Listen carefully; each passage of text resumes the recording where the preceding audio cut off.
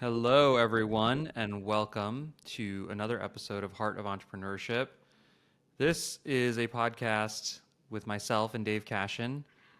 Dave is a decorated coach, and I'm a serial entrepreneur, and we both are committed to building businesses from love and heart and believe that's possible, that you can build ambitious companies while lifting others up and helping others versus maybe beating them down.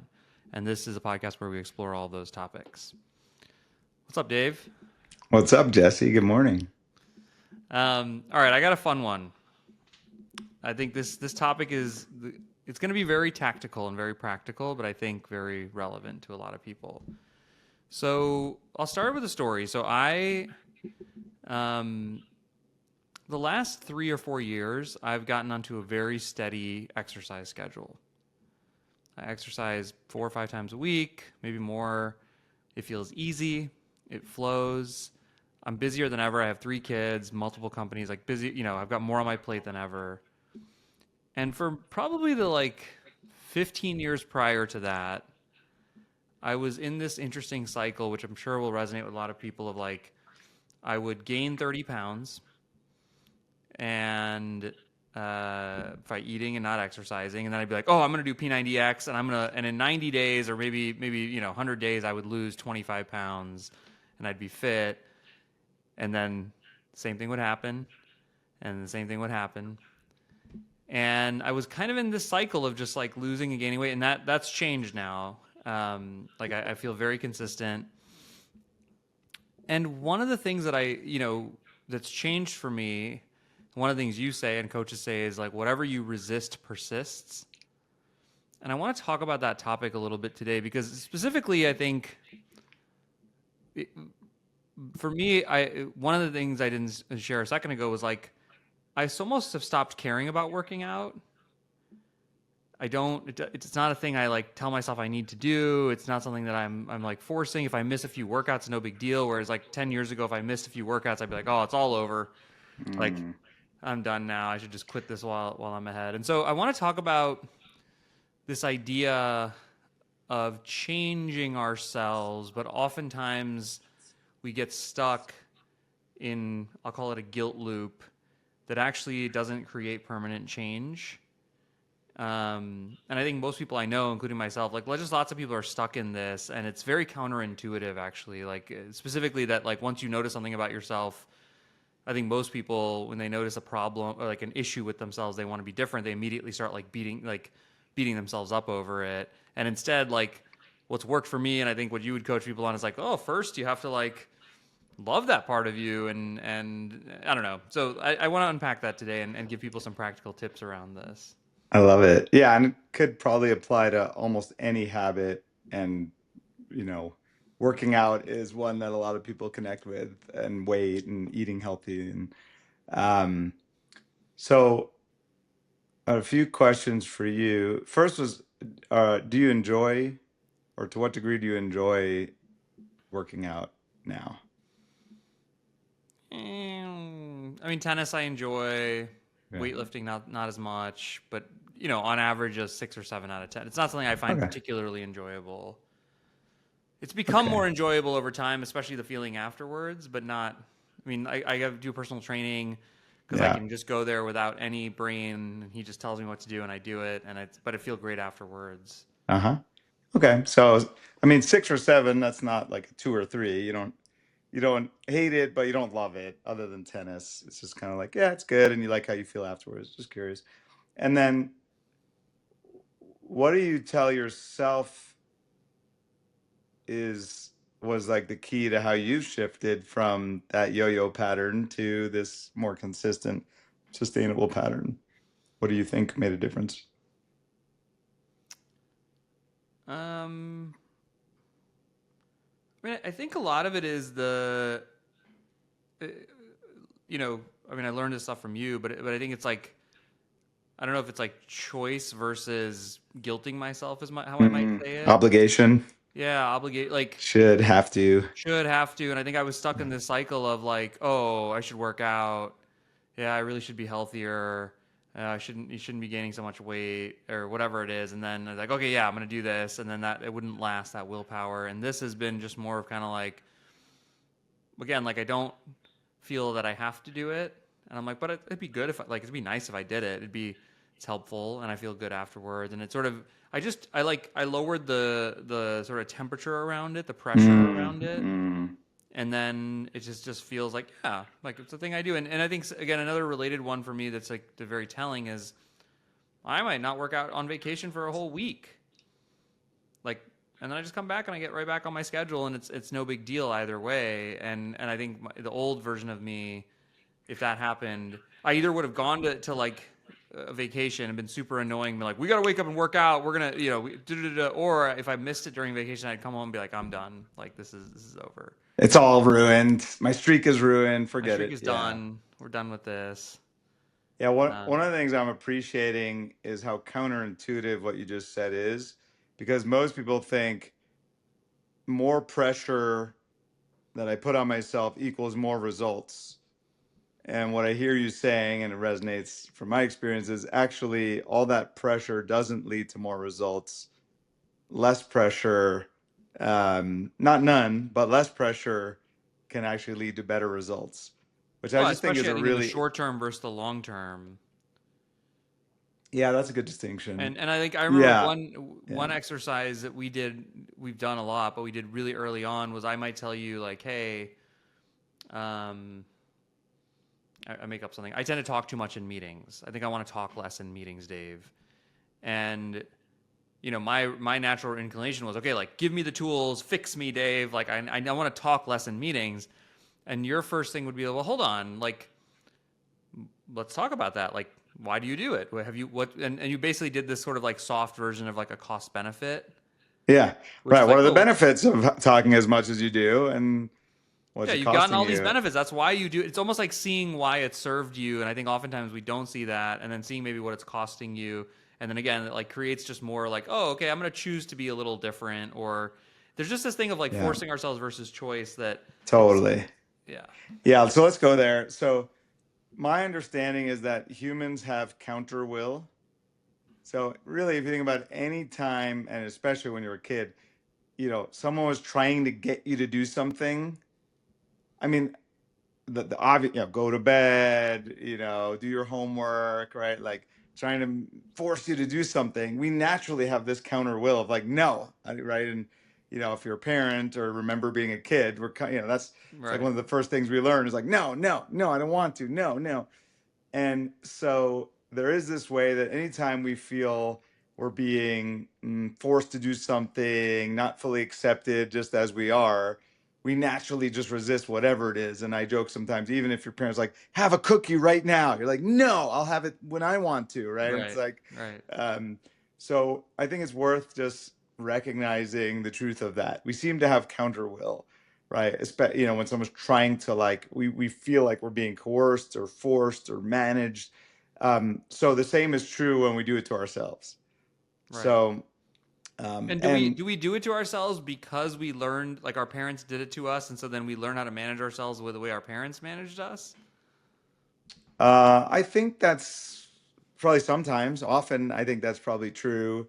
Maybe we don't know any better. Like it seems like a good idea. If I'm like, I want to lose weight, it's like, okay, you know, you should lose weight. You got to be better about it, right? Like, there's certainly a lot of, like, in our culture, there's a lot of, like, discipline is really lauded, like, you Right, should be disciplined and you should just push through. And, I have a different view. I don't think, I mean, there's different ways we can interpret the word discipline, but the way it's often used in these, like, you got to push build yourself. muscle, like, it is a lot of like it's almost like there's a core premise that we're fundamentally bad or flawed or like moving toward doom and destruction and chaos and unhealth, and we need to control like the id and the ego. If you ever read any psychology, right, like the super ego needs to control the id, like that's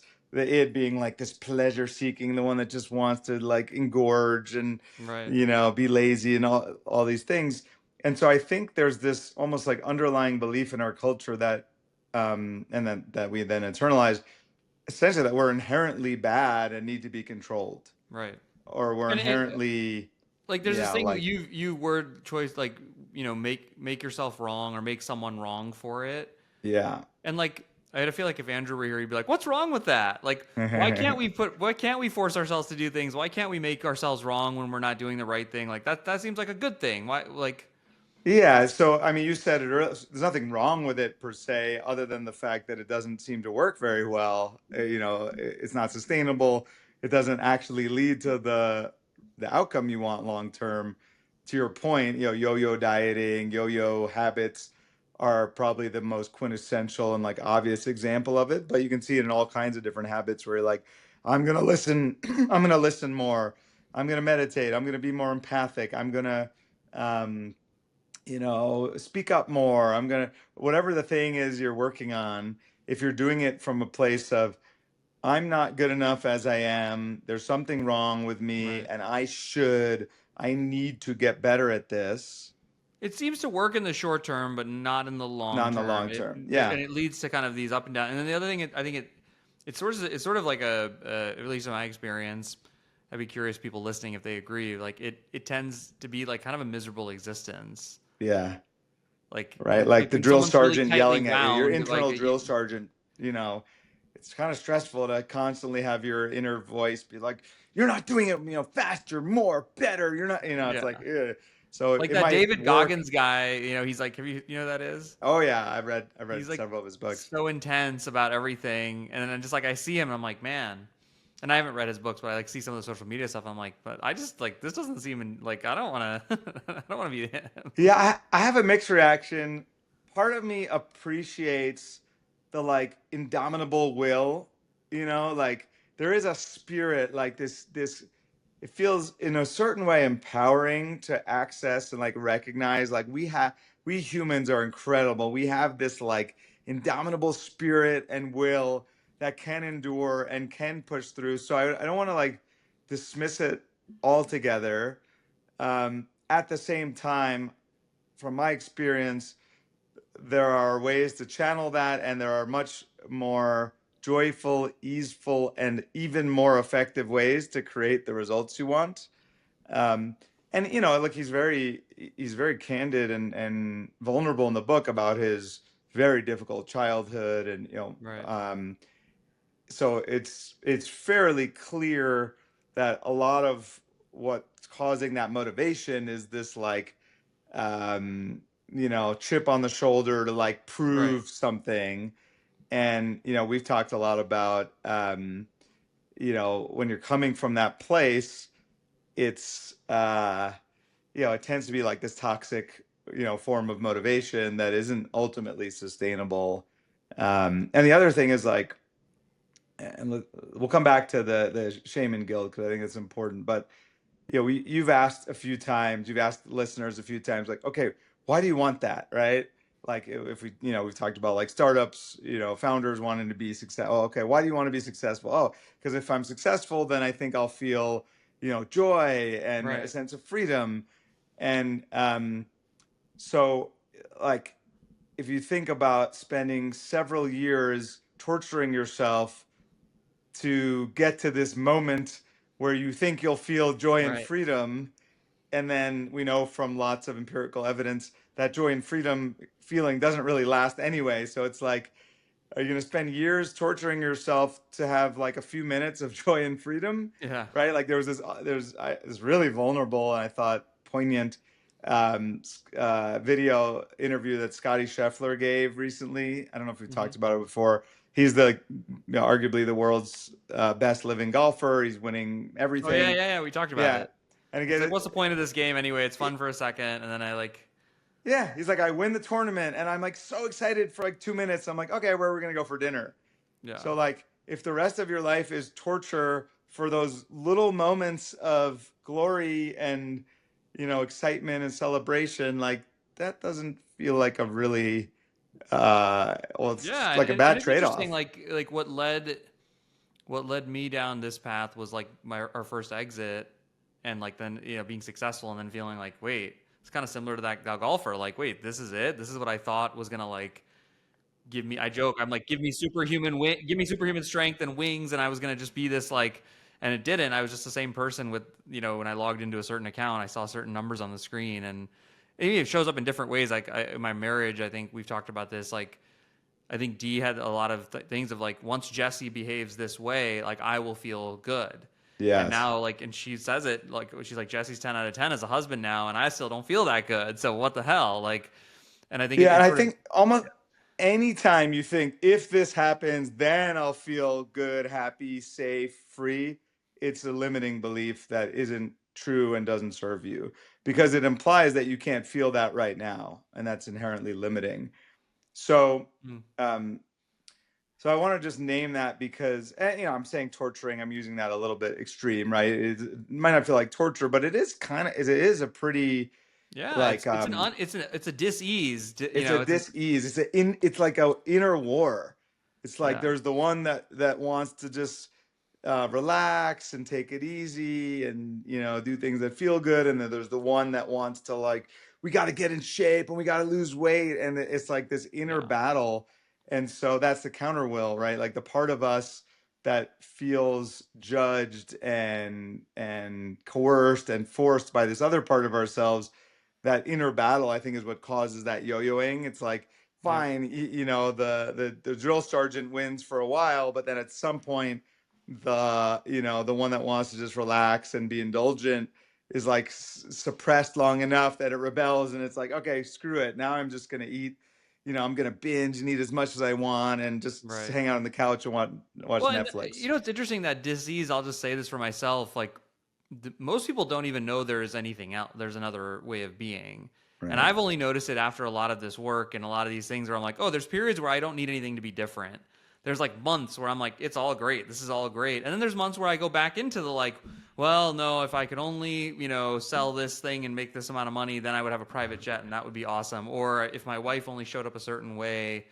But I think for the first 34 years of my life, like I always was just in something needs to be like I'll feel this way when I get to that place. So it might be Yes. common for someone listening that like you've never experienced even a day, and and I remember there's a cool exercise for people like this was one way that you convinced me or helped me see it was like.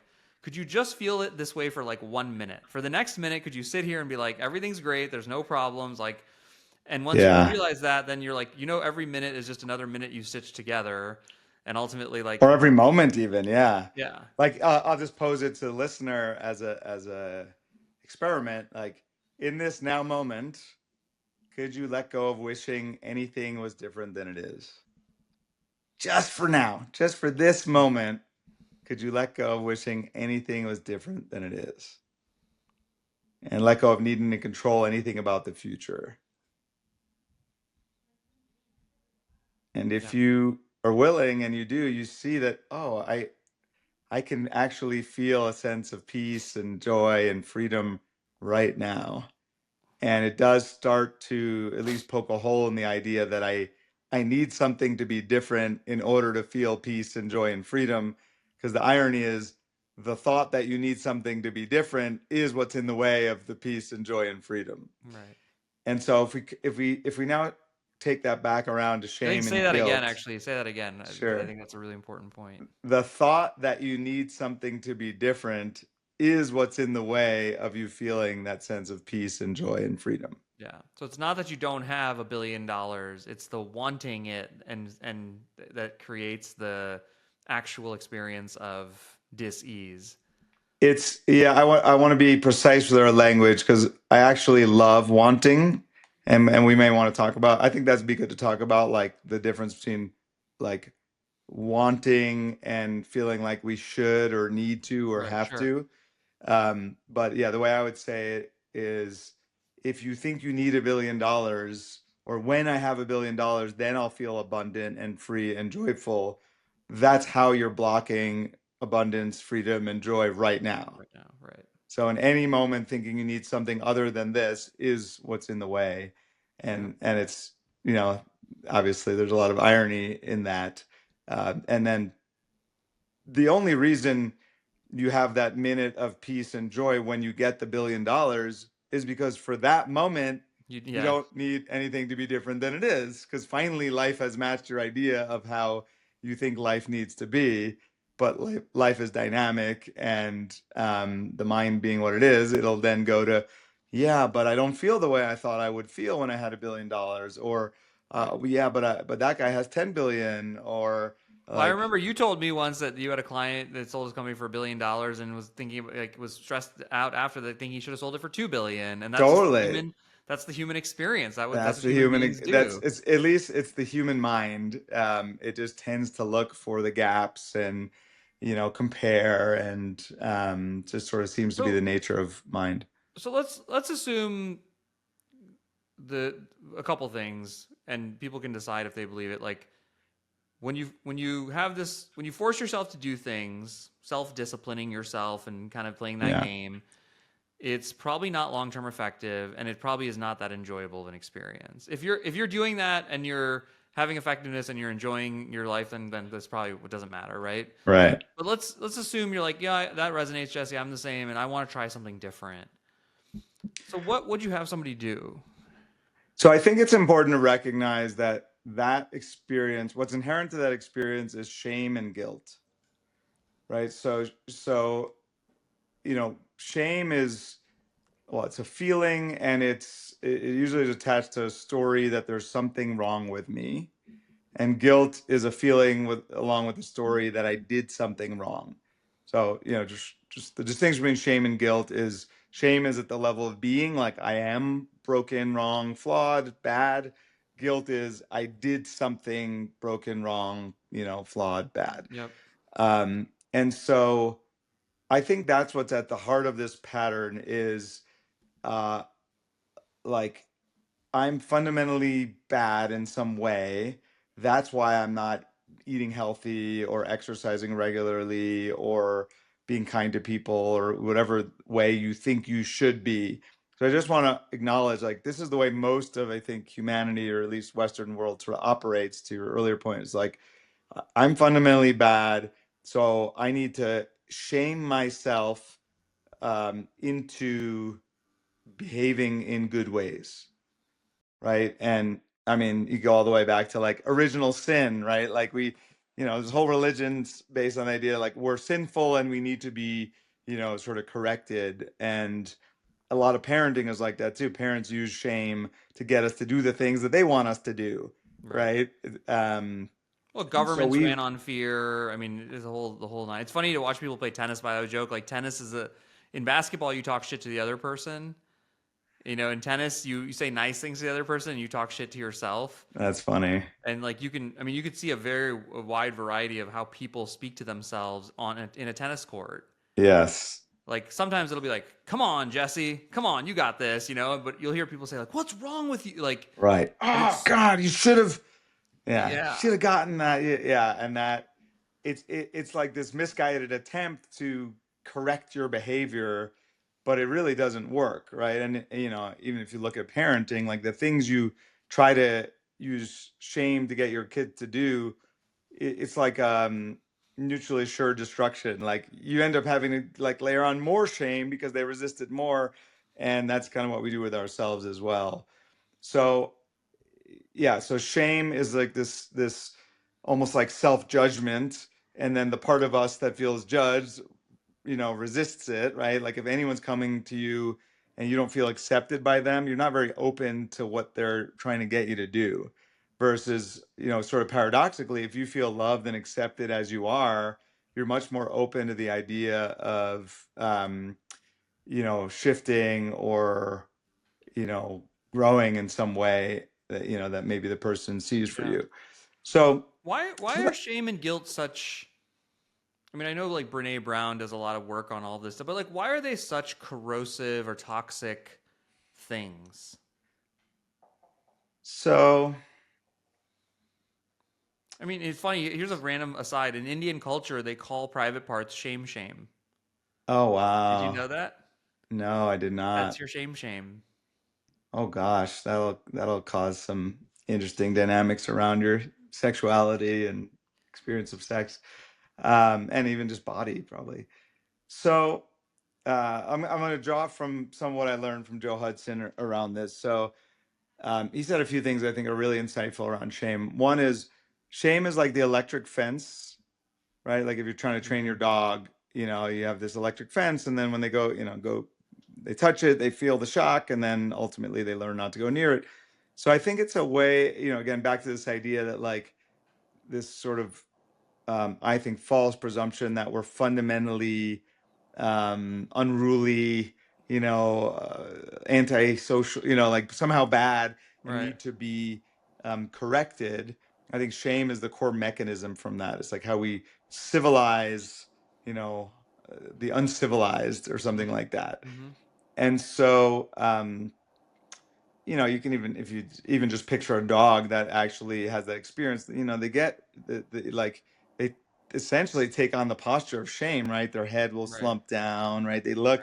They don't look very empowered. They look very Right.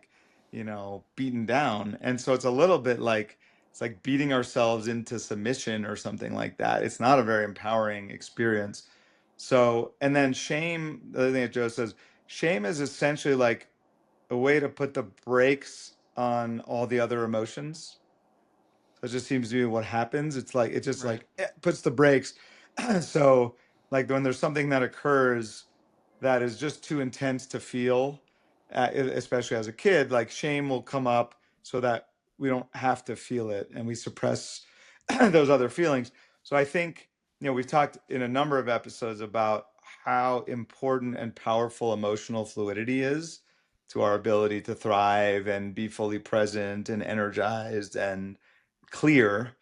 Um, and so I think they're very related. It's like, sorry, I don't understand. Siri doesn't understand what I'm saying. And so when we feel shame, we just like block the flow of emotion, and it creates this like buildup of Right. energy. And what's interesting, and maybe this is getting to your question, oh, by the way, let's talk about shame cycles for a second, because I think this is some of what happens, right? It's like, okay, I'm trying to eat health. I'll just talk about myself. Like, I have a sweet tooth, or at least a story I have about myself is that I have a sweet tooth. Maybe that's a limiting belief. I notice I often have a craving for sweets, especially at night. And for a long time, I was in a shame cycle around it. I would be like, okay, I'm not going to eat the sweets. I'm only going to do it on weekends. And then Thursday night, I'd look in the That's a freezer weekend. and Close enough. I have these really small bowls. So I'll just have like a little bit of ice cream in a small bowl. And then I eat it. And then almost immediately I'm like, oh, what's the matter with you? You said you weren't going to do it. Why'd you do it? Um, and um, so, first of all, I set the intention from a place of like shame. It wasn't like I really want to do this thing. So it's almost like I didn't have a clear agreement with myself. It was like a agreement from below the line, like, okay, I should do this thing. Right. And then, but then I'd feel like the shame around it, and then I would like wanna um distract myself or like alleviate that feeling, so then I might have a little more ice cream, because I want to feel better. And like I think that's the pattern. It's like I feel shame, and then I want the shame to go away, so then I do something to distract myself, and then I feel shame around the behavior I just did. Right. I think that's a common cycle. And so ironically, like the shame actually, well, actually, I'll use Joe's comment. Shame is the lock that binds the chains of bad habits. Hmm. Like it actually keeps it in place. So very paradoxically, um, what I've learned to do, through the work with Joe, is welcome the shame, Hmm. because it's actually, again, what you resist persists. It's the resistance to the shame that keeps the whole thing in place. Because I'm like, Right. I don't want to feel that shame, so I'll go have the ice cream, so I feel better. But now I feel shame, and I don't want to feel that shame, so I'll go do this thing. So and so I played with this, and I was like, okay, welcome shame. Now I don't welcome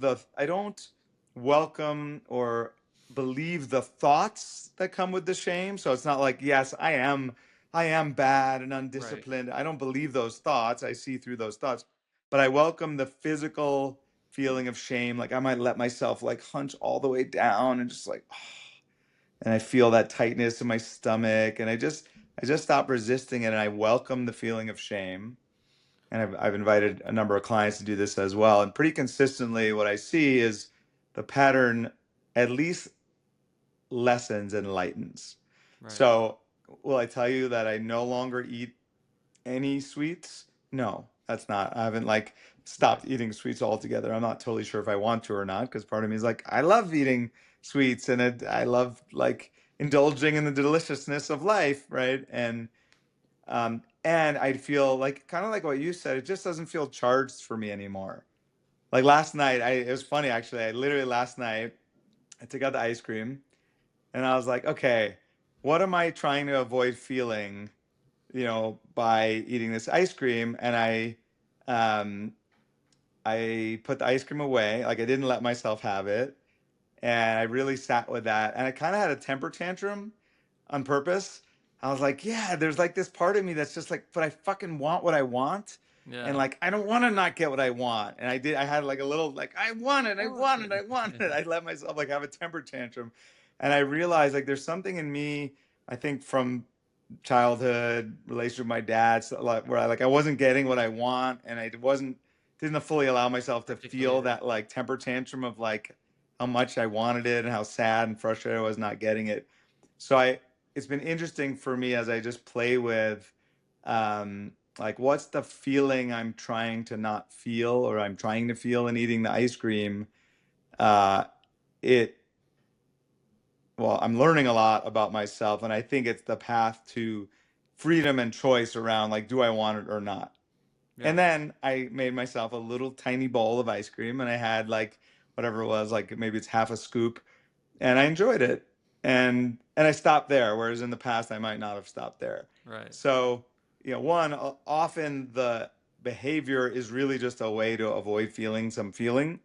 Um, and if you allow yourself to feel that feeling, you no longer need to do that behavior. And so step one is feel the shame, welcome the shame. What that will do is allow the emotion that's behind it to come through. So behind the shame, there was this like angry little kid. It was Right. like, but I just want what I want. I don't like not getting what I want.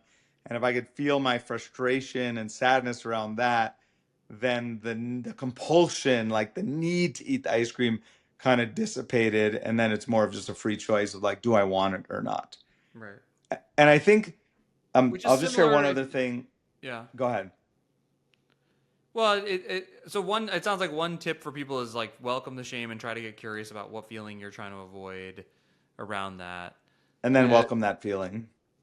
yeah, and then welcome that feeling. And it sounds the I use the cost benefit one a lot with people because it's a funny one because someone will walk in and be like, "Man, I'm getting feedback from my team that I'm not clear enough. Oh, I need to be clearer. I wish I was clearer in my my instructions or whatever." And and it's interesting that you start like you point out the pattern. You're like, well, why were you not, like think about your whole life, like you've chosen to be this, and I mean again, stuff you've taught me is like, oh, you're a 6 or 7 out of 10 on, let's say, feedback as an example and giving feedback. I was like, well, what are the benefits of that? And I think when you ask someone that when they're telling you that they don't like something about themselves, they want to change something, the reaction is like, what? What do you mean the benefits of it? And Yes. and then they go, no, well, I guess like yeah, it kept me safe. I didn't have to. I don't always have to have a difficult conversation, and I think like I would encourage people just like whatever behavior before you try to change it, first see the benefits that you've received, why you've chosen to do that, basically.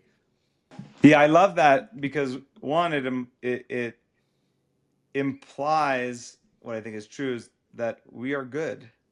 We're just trying, we might have ineffective strategies to get our needs met, but we're always trying to like everything we do has intended positive outcome for us, given our perception of reality. So it sort of connects with that notion. And two, like the maybe corollary to what you resist persists is that you can't shift what you don't accept. Right. It's very hard to sustainably shift what you don't accept. So in some way, the benefits question is an invitation to self-acceptance. It's like instead of judging myself for not giving more direct feedback, or just take that Being late all the example, time. That's a good one. or being late all the time. Yeah. Can I look at like, well, what's the benefit of that? Well, I get to feel the sense of freedom. I get to, in the moment, like decide if I just am enjoying this conversation and not be like a slave to my former commitments, and be rigid with myself and be more flowy. Like there's always um at least perceived benefits. We're not crazy, at least most of us, or not. Anyway, we don't need to go there. We are a little bit crazy, but we're at least coherent within ourselves. And so yeah, I love that question. And then the next question, which is worth asking, is what are the costs? And from my experience, we often ignore and don't fully face the costs of our behaviors, because if we did, we might actually shift them. And so, interestingly, sometimes the whole like shame and blame and all of that are a way to avoid actually facing the costs, Right. right? And taking responsibility. So that like we'll often just be like, okay, like I blame myself. I shouldn't be late. This is bad to be late. And then it's almost like, okay, I've slapped myself on the wrist, so now I'm off the hook, Right. rather than really looking at like, yeah, what does cause that behavior, right? And what is the impact of that on other people and my relationships and the things? And so, ironically, when you blame yourself, you're much less curious, and so you don't really face All the, the costs. both what's creating the pattern and also what the impact of it is. Yeah, and you said something earlier. I think that's even like being late. Some of these things are kind of like classic character flaw-y type things. I think the other thing I would give voice to around this though is you said that you made a comment earlier that life is dynamic, and for founders and startup people, they're always like, oh, everything's changing all the time. It's always and we talk about this. I share this a lot where it's like during my time at Ampush, I went from being the CEO of a 0-person company to a 7-person company to a 30-person company to a 100-person company to maybe a 200-person company. And if I told you those individually, you'd say, well, the same person shouldn't run those 5 companies. They're all different companies, and yet most founders, and even more crazy, they'll run 1,000-person companies. Right. And so the other thing that I find valuable about this cost benefit is like there actually are behaviors at different stages, even of parenting your kids, of running a company, of your marriage, where like, oh, the thing we used to do, like there was benefits and costs, and that made sense. And now that equation has actually shifted a little bit, right? Like it used to be Right. But benefit of we're me habitual micromanaging. creatures, so we get a little bit stuck in our We old get stuck, patterns. and then we Yeah. go, yeah, like, oh, I'm a micromanager, and it's like, well, yeah, it made sense when I had 10 people to kind of know exactly what they were working on and micromanage, and I do still get some benefits from that, peace of mind, whatever, but the costs are we can't move as fast, or we get slowed down, or we bottleneck. And I think that's the other reason I really love the cost benefit as a really simple exercise for something you want to shift versus what we often see is, oh, I'm a micromanager. Either, well, that's how I am, I'll always be like that, or like, no, I need to change it and I need to go. And I see a lot of founders flip, and Yes. immediately they're just like floating way above the company, and they're like they don't actually calibrate to what the reality of the situation is. Yeah, I had a few thoughts as you're saying that. One is fear, and I think shame relates to fear, tends to put us in this binary mode of like this or that. So like, I'll just keep playing with your example of like either I'm a micromanager or I'm totally hands off. And I Right. see that a lot, where, like you just said, where founders will flip flop and they've okay, they get feedback. Oh, I don't feel empowered because you're, micromanaging, and like, oh, Right. that's bad. I shouldn't micromanage. Okay, now I've got to like totally let go and be like high level. By the way, I think the Brian Chesky founder mode article, I think that's one of the reasons it really resonated with so many founders, because we've had this meme for years now that micromanagement is bad, and right, which is a total like should based, right, shame based approach to the conversation. And so a lot of founders have internalized, oh, micromanagement is bad, I shouldn't do it. And then they're in this fear-based binary thing of, okay, that means I should always delegate, and let go and get Right. out of the way. And so in a way it gave people permission, but then the opposite thing happened, where people are like, oh, founder mode, that's the good thing, letting go is bad, so I Right. should be, right? And the whole point is there is no should, right? The question that arises if you let go of should is essentially, what do I really want and what actually best serves this particular Situation situation? in this moment. Yeah. And look, there's times as a founder where you want to micromanage, And when you want to micromanage, but you should yourself into not, it just creates all sorts of drama and like Right. mess, and your team can feel it. And and if in that moment you're like, guys, in this for this thing, I want to micromanage it. I want it to go exactly the way I want it to go. I want to Right. dictate it. Like everyone will breathe a sigh of relief because they're like, oh, okay, fine. If you do that all the time, you probably won't attract or retain, you know, people who desire autonomy and are, super talented. And that's okay. Like if you're a founder who's just like, I just know I want to be the dictator, fine, then go hire and find a bunch of people who just want to be followers. Right. That's viable. I don't see it often. But the point is it's not binary. And I think Yeah, anytime there's a it's like a should involved, situational it's like a awareness. I mean, distortion. one way I always get this point across to founders on this specific topic is he's like, oh, I don't want to micromanage. I need a micro. Well, what if you were selling the company? Would you be involved in that? Would you be everyday updates? Would you want that to go exactly as you want it? Like you're saying, the answer, of course, is always yes. And so it's like, oh, well, there are certain things that are important enough that you will, and then so that's my point of just like everything is they're more or less. But to your point, I think this idea of like if you're stuck in this either or, Yeah. you really miss all The of the nuance. nuance, Yeah. yeah, you're probably in a shame or fear kind of cycle. Um, there was a question that was posed to me recently that it just pierced me, and the question was, if you could never improve anything about yourself ever again, if you couldn't improve in any way, what would you have to let go of to be at peace? Hmm. If you could never improve in any way going forward, what would you have to let go of to be at peace? Yeah, for me, there's like like a belief that life is about growth and evolution. Eh. Because if I let that go, then I'd be chilling. Yeah, what's interesting to me about that answer is I don't know if the word about I don't know if life is about growth and evolution, but life does seem to grow and evolve. And actually, Joe Hudson told this story of like he ran an experiment with a client and he said, okay, for the next 2 weeks, you're not allowed to improve in any way. Like no intentional improvement. Like don't try to improve in any way. And then like the client came back 2 weeks later and was like, oh my God, I grew in all these different Right, ways. right, right, right. Right. So that's kind of the I don't know, the trick or the paradox. Like an oak tree is not like, I gotta get taller and Right, spread my branches to have more sun. It just grows. And we're part of nature too, and we just grow. So in a way, all the like shame and self-management and self-improvement can actually get in the way of the natural growth that was already wanting to occur. And from my experience, the more that we follow our wants, right, rather than I should do this, like our wants are authentic, shoulds are generally external, right? So authentic in the sense of this is my own path. Like right, I have no idea why I want what I want. Like that's a mystery to me. Like why do I want to yeah, I don't know, coach people, and why do I want to like run a retreat and have right, this feeling of like, but I feel the authenticity of that want.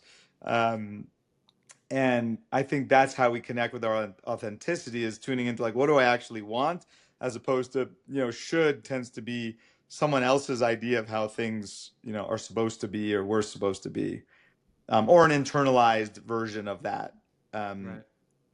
wait, there's one other thing I wanted to say earlier, just to connect dots, because you were saying how, oh, like as an entrepreneur, our company grows, and so there might be an older version of like Mm-hmm. a behavior pattern that was worked in an earlier version that no longer works, Mm-hmm. or a thought pattern.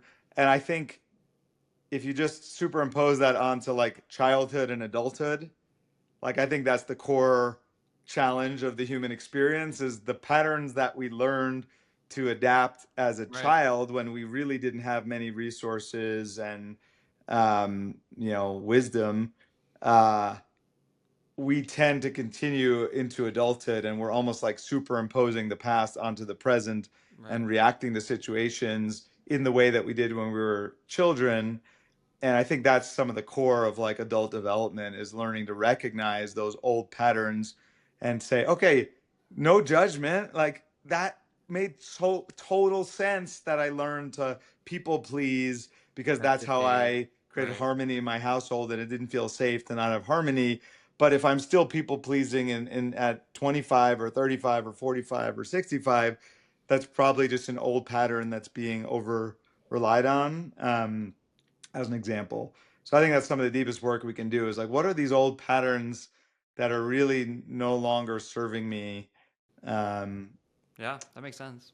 So yeah. what is there a third, rule of threes? So we talked about the shame and acceptance, that we Yeah. talked about the Welcome cost and shame. benefit. Is there another Look thing at you do to what's the feeling that arises or the feeling that I'm trying to avoid or I'm trying to feel through this behavior. And then see if you can stop avoiding it or stop being attached to it or it could be find another way to feel it, like a healthier way. Like if I'm trying to feel, sweetness by having, ice cream, maybe I could go give my son a hug or just, connect with my heart or something. There might be another way, a more right? direct way to create that, experience that you're actually wanting because the ice cream is really just a strategy for some underlying want. Yep. And that's a good distinction in general. Almost everything we're doing is a strategy for some underlying experience or feeling we Want. want. And Right. there's almost always a more direct way to get that want Hmm. now Mm-hmm. rather than, later. Um, and then I think a third thing might be, again, I'll credit Joe Hudson here, has really taught me about the power of experiments. Like start running experiments to see what works, like what works and requires no discipline. So as a really simple example, Hmm. um, if I don't buy ice cream and don't have it in my house, and I make an agreement with my wife not to buy ice cream or at least to only buy mint chocolate chip, which I don't like, which I sometimes have an agreement with her around, it's actually very easy for me not to eat ice cream if it's not in the house. I won't like go out to the store and buy it. I won't, Right. Right. so like that would be a great experiment for me to run. Okay, let's see. If I don't have ice cream in the house, then what happens? Will I then eat chocolate or, or like, Yep. if I don't have dessert type food in the house, it's actually super easy for me to not eat it. So that's a cool experiment because I could run that experiment and see, oh, it doesn't really require discipline for me. Because it's not hard for me to not buy ice cream in the store. That's not the moment I'm craving it. So that's no big deal.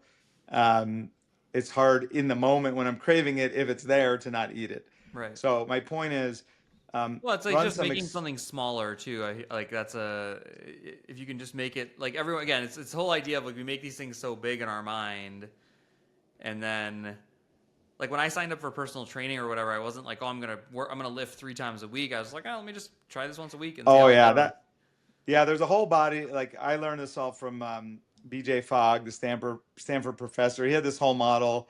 It was like B equals MAT. I think they've evolved it now, but so B behavior happens when um, there's a sufficient level of motivation. That's the M. There's a sufficient ability to do it at the time that you're triggered. So MAT, motivation, ability, trigger. And this was more of a model of like how do you get people to do things, but you could look at Right. it either the converse or itself.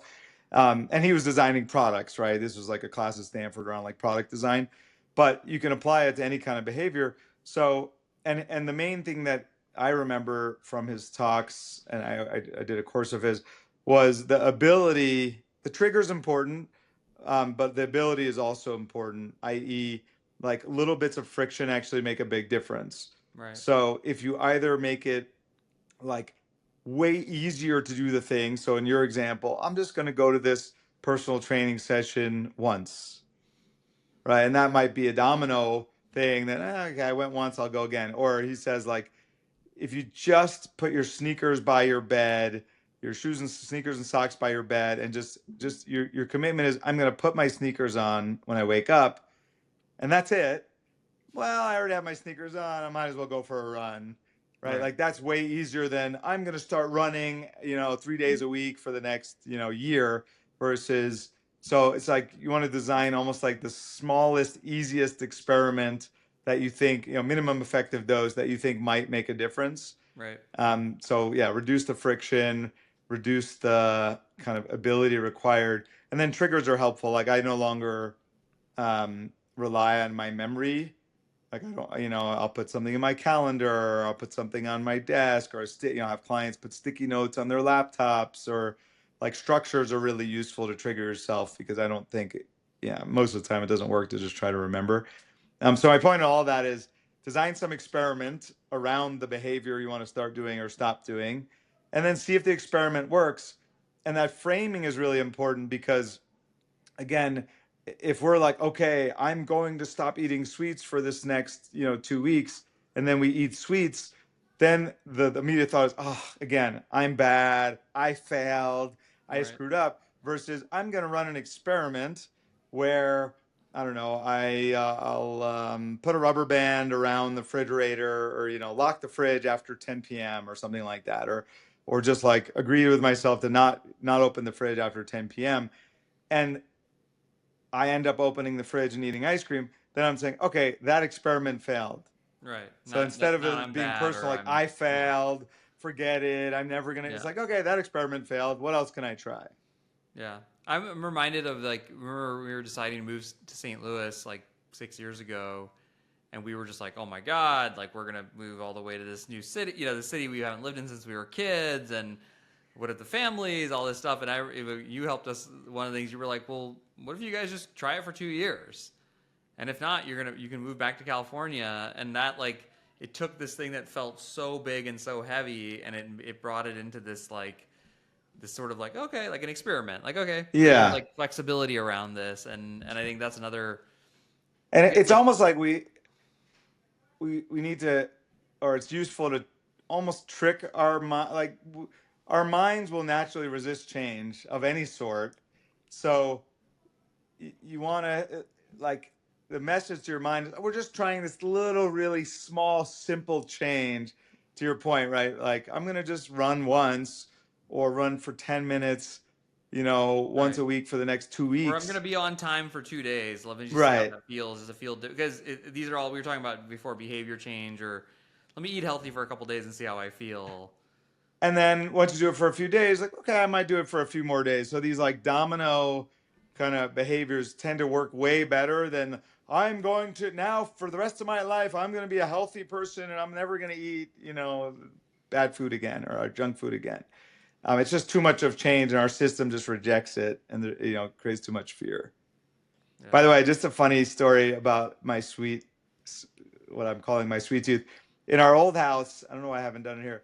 I had this conversation with my wife, and she was basically like, just control yourself, like, oh, sorry. I was like, could you please stop buying sweets, like candy, cookies, ice cream?